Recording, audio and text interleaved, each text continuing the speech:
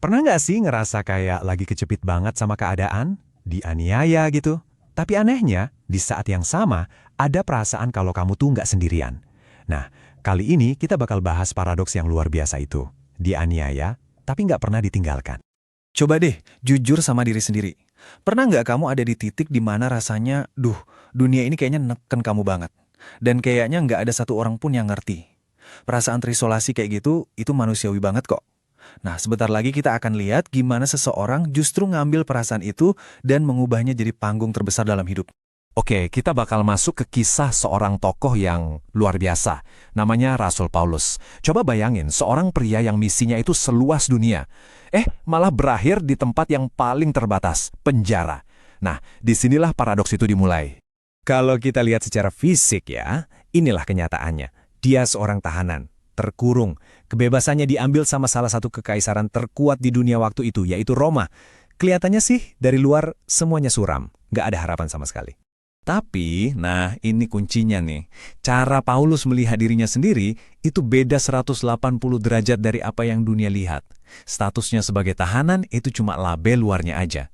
Identitas dia yang sebenarnya, wah, jauh lebih besar dari itu. Dan inilah konsep intinya yang keren banget. Duta besar dalam rantai. Gini deh, coba pikirin. Seorang duta besar itu kan tetap duta besar, dimanapun dia ditempatkan. Misinya itu penting banget. Saking pentingnya, rantai di tangannya pun gak bisa ngebungkam pesannya. Jadi buat Paulus, penjara itu bukan akhir dari segalanya. Justru itu jadi mimbar barunya. Yang menarik loh, kondisi penjaranya di Roma itu nggak seperti yang mungkin kita bayangin. Bukan sel gelap di bawah tanah, dia itu statusnya tahanan rumah.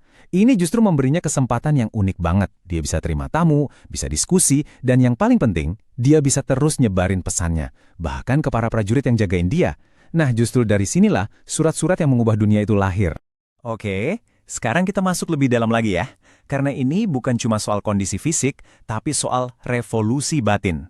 Tentang gimana caranya nemuin sukacita di tempat yang paling nggak mungkin sekalipun. Pertanyaan ini benar-benar kayak menantang logika kita ya kan? Harusnya kan penderitaan itu bikin kita ngeluh, bikin putus asa. Tapi orang ini kok malah nulis tentang sukacita dari balik penjara. Gimana ceritanya coba? Nah, ini buktinya. Perintah yang kuat ini tuh nggak ditulis dari istana atau tempat yang nyaman. Bukan, ini ditulis dari balik tembok penjara. Paulus nggak bilang bersukacitalah kalau situasimu lagi baik, tapi dia bilang bersukacitalah senantiasa. Ini tuh sebuah keputusan, bukan cuma reaksi atas keadaan. Dan inilah rahasianya. Fokus. Paulus bisa bersukacita karena matanya itu nggak ngeliatin rantai di tangannya terus-terusan. Fokusnya itu ke misi yang membara di dalam hatinya. Gini deh, kalau tujuan hidupmu lebih besar dari penderitaanmu, tembok penjara pun rasanya jadi transparan. Terus, hasilnya apa?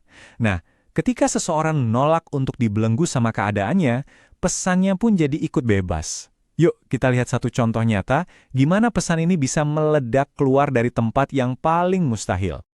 Oke, kita mundur sedikit ya, jauh sebelum dia ditahan di Roma. Jadi, di kota Filipi, Paulus sama temannya, Silas, itu dijeblosin ke penjara. Dan kali ini, situasinya jauh lebih parah. Ini benar-benar sel penjara yang gelap dan dingin. Coba bayangin, di tengah kegelapan, tengah malam, kaki mereka dipasung kenceng. Apa yang mereka lakuin? Ngeluh? Marah? Enggak, mereka justru ngelakuin sesuatu yang radikal. Mereka berdoa dan nyanyiin pujian. Tindakan iman mereka ini benar-benar ngubah atmosfer penjara itu.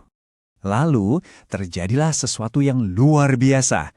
Gempa bumi dahsyat, mengguncang pondasi penjara. Semua pintu kebuka, belenggu mereka lepas. Ini kan momen kebebasan yang ajaib banget. Tapi, keajaiban yang sesungguhnya itu baru aja mau dimulai.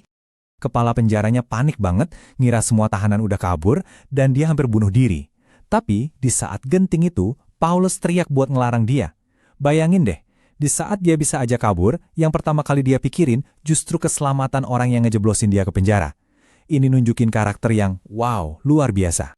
Dan apa hasilnya? Malam itu juga, penjara berubah jadi tempat pertobatan. Si kepala penjara dan seluruh keluarganya, mereka semua menemukan harapan baru. Tempat yang harusnya jadi simbol hukuman, malah jadi tempat lahirnya iman. Ini bukti nyata banget kalau pesan harapan itu nggak bisa dibelenggu. Kisah yang luar biasa ini bukan cuma buat kita kagumi aja loh. Ini tuh kayak sebuah undangan. Undangan buat kita ngelihat hidup kita sendiri. Karena ada pelajaran penting banget yang bisa kita ambil buat kita sekarang ini. Betul, kisah ini tuh kayak cermin yang ngajak kita buat ngelihat penjara kita masing-masing ya kan. Mungkin penjara kita itu masalah keuangan, kesehatan, hubungan yang lagi sulit, atau rasa kecewa. Dan cermin itu nanya satu hal penting, gimana respon kita? Oke, jadi gimana caranya? Kita coba pecah jadi 3 langkah praktis yang terinspirasi dari Paulus. 1. Alihkan fokus kamu dari masalahmu ke tujuanmu.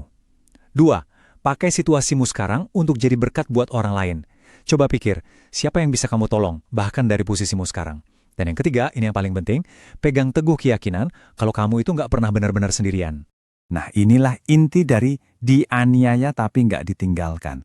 Keyakinan bahwa bahkan di saat paling gelap sekalipun, selalu ada pertolongan, selalu ada kekuatan, ada tangan yang nggak kelihatan yang siap menopang kita. Inilah sumber kekuatan Paulus, dan ini juga bisa jadi sumber kekuatan kita semua. Sebagai penutup, saya mau tinggalin satu pertanyaan buat kamu renungkan. Kita semua kan punya penjara kita masing-masing. Mungkin pertanyaannya sekarang bukan lagi, gimana caranya gue keluar dari sini? Tapi, gimana caranya gue bisa jadi duta harapan di dalam penjara ini?